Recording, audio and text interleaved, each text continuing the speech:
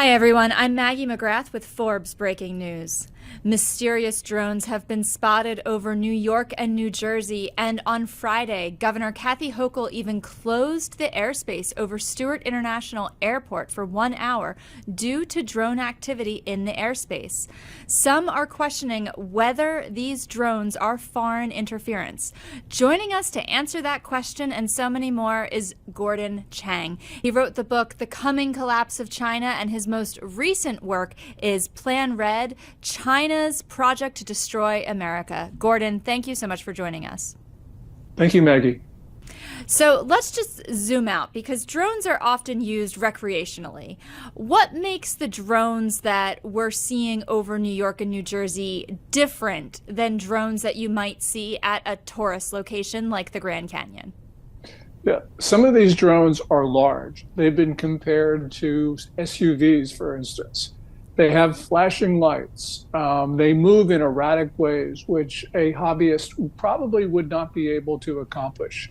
So the general feeling is that these are drones which are not from your general run-of-the-mill hobbyist.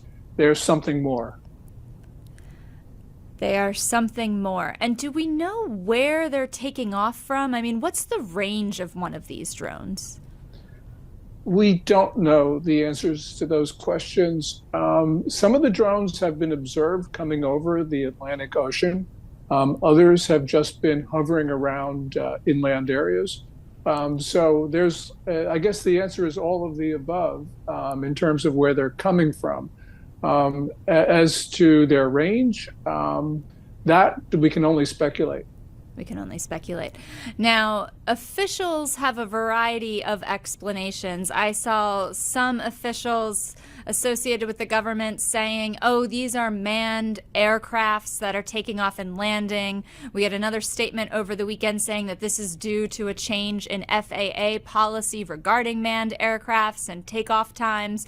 What do you make of the official statements we've received from the FBI, from the White House, from our nation's officials? The statements leave a lot to be desired, and they're not entirely consistent with one another, which you'd expect in a fast-moving situation. But clearly, the American people are not buying it. And as we look at those statements, some of them look carefully crafted. And so at this point, we really need the President of the United States to actually address the American people and tell us what the federal government knows and what it doesn't know. And I think that that will calm a lot of the speculation. Why do you think the Biden administration has not been more forthcoming? Is it that they themselves are still looking for answers, or what's at play here? Yeah, I don't know what's going on inside the administration, and I don't know how much they know or don't know. But that is something that the American people would like to know, even if they're still searching for answers. Because we are seeing all sorts of theories, and many of them are plausible, and many of them are ominous. And I think it's up to the President of the United States to tell us what the federal government knows and what it's doing. The governors of New York and New Jersey have sought to calm residents, but they themselves are asking for answers and for more resources. Let's talk about where these drones have been sighted. Some have just been over residential neighborhoods. What do you make of where they've been spotted, and if that means anything? It means that who was ever operating these drones is very concerned about what might be in those residential neighborhoods.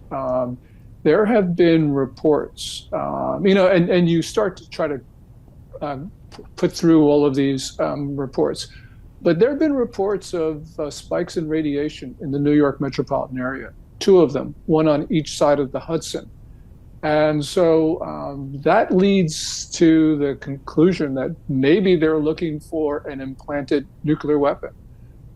One thing we know, and that is for more than a decade, U.S. officials have been worried about the North Koreans taking apart a device, smuggling the parts into the United States, and reassembling it in the location of their choice. So this is not something which is just wild speculation.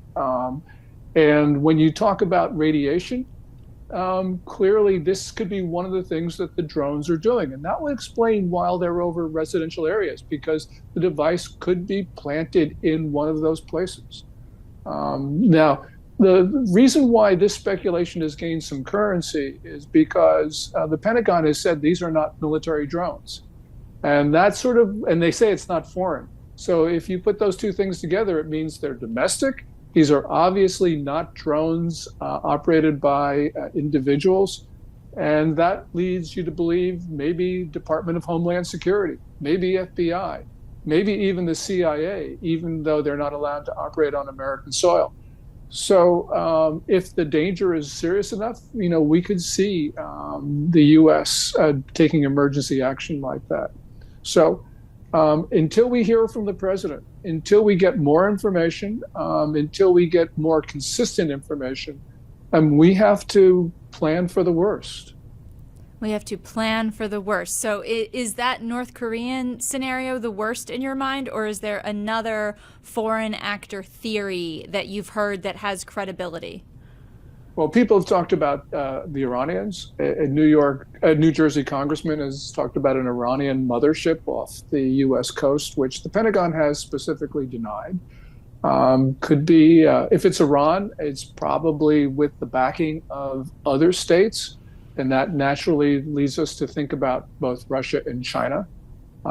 North Korea couldn't do something like this on its own. So that really brings into play China. Any number of foreign actors can be involved in this. Now, I have heard, and this is just rumor, that, for instance, the Air Force believes that these are foreign operated drones. And that would clearly be inconsistent with the theory that I just talked about. But the Pentagon says, no, they're domestic. So we're left with, what we are left with are possibilities, many of them plausible, but all the plausible scenarios really are ominous. One of the analogies I've heard over the past week involves the spy balloon. Can you talk a little bit more about that, and if there are commonalities between these two incidents? There's one commonality, and that is the apparent failure of the federal government, in this case, both the military and the president, to protect the American people. The NORAD, North American Air Defense Command, said they were tracking this balloon when it lifted off and as it crossed the Pacific. And according to reporting, which is credible, the President of the United States was not notified until about 3 days after this had crossed into sovereign American territory. This balloon could have been shot down over Alaska, over Canada, without any danger to human life.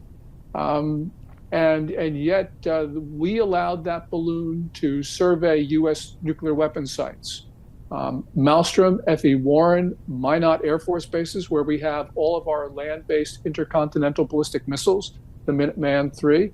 It passed close by Offutt Air Force Base in Omaha, Nebraska, the home of U.S. Strategic Command, which controls all U.S. nuclear weapons. And it floated by Whiteman Air Force Base in Missouri, where we base all of our B-2 strategic bombers. The Chinese picked up invaluable information. They saw our reactions. It was a failure of the Pentagon, and it was, I think, the failure of the President of the United States. The parallel here is the failure of the National Command Authority, the President, failure of the Pentagon to protect the American people from a clear threat of some sort. If it's not foreign, then we need to know that, and we need a clear statement from the people who are there to protect us. Clear statement from the people there to protect us. So if you were President Biden right now, what are the 1, 2, and 3 steps you would be taking right now to protect citizens? Well, the first step is to address the American people. And even if he doesn't know, that's important for us to know. And so that clearly to me is number one. Number two and three is if these aren't ours, shoot them down. We've got to a point where I know that causes danger and risk to people on the ground, but this crisis I think has gone so far that is a risk that we will have to take. Once peace and stability has been disrupted, sometimes you have to take risks. And we are risk averse because we've lived in peace for a long time. But we're no longer in a peaceful world. We have Russia that is waging war. We have a China that talks about war all the time. China and Russia are involved in conflicts and wars on 3 continents. And we need the President of the United States to have an honest conversation with the American people about the state of the world, because this is not peacetime anymore. So we have to take those risks. And if indeed it is a foreign power, we need to start imposing severe costs on those powers for a violation of American sovereignty, and this certainly putting the American people at risk. Now, we are in a period of presidential transition, so I'll ask a similar question. What would your 1, 2, and 3 steps be for the president-elect when it comes to this issue? We only have one commander-in-chief. We only have one federal government. And President Trump is a private citizen. He does not have the power of the federal government. He is not commander-in-chief.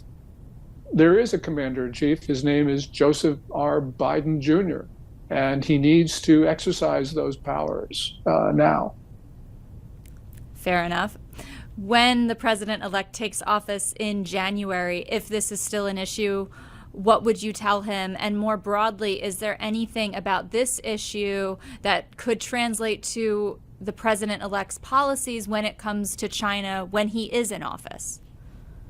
Well, we don't know if China is behind the drones, but if it is, then we have to assume that we are close to war, because this shows an arrogance and a boldness of the foreign power, as the Chinese did with the balloons. You talk about parallels with the balloons. That was really brazen, and it shows the Chinese don't respect us, and they believe that they can do anything they want.